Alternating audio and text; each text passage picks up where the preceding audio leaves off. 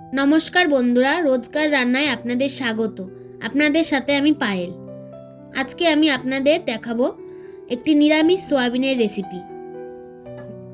প্রথমে আপনারা এটি করতে কি কি লাগবে এক নজরে দেখে নিন।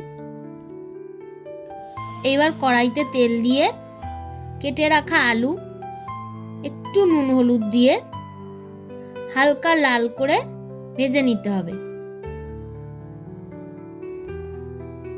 ভাজা আলুগুলিকে এরপর একটি পাত্রে তুলে নিন। এরপর আলু ভাজার ওই তেলেই একটু সাদা জিরে, দুটো তেজপাতা ফোড়নে দিয়ে একে একে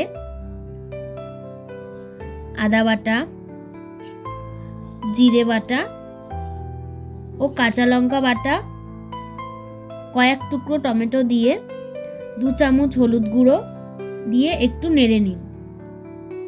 এরপর একটু ধনে গুঁড়ো, একটু লঙ্কা গুঁড়ো, একটু কাশ্মীরি লঙ্কার গুঁড়ো দিয়ে এতে সেদ্ধ করে রাখা সোয়াবিন ও ভেজে রাখা আলু দিয়ে ভালো করে নেড়ে নিন।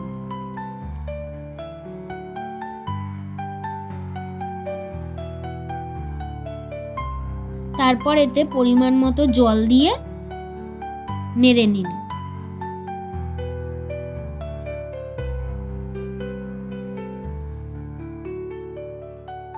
এইবার কম আঁচে ঢেকে রাখুন কিছুক্ষণ।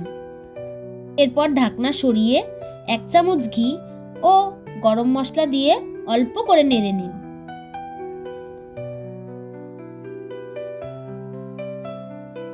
এখন একটি পাত্রে নামিয়ে একটু সাজিয়ে দিলেই আপনার ডিশ তৈরি।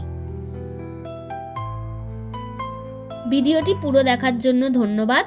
ভিডিওটি ভালো লাগলে লাইক, কমেন্ট, শেয়ার করে দেবেন আর প্লিজ চ্যানেলটি সাবস্ক্রাইব করে দেবেন।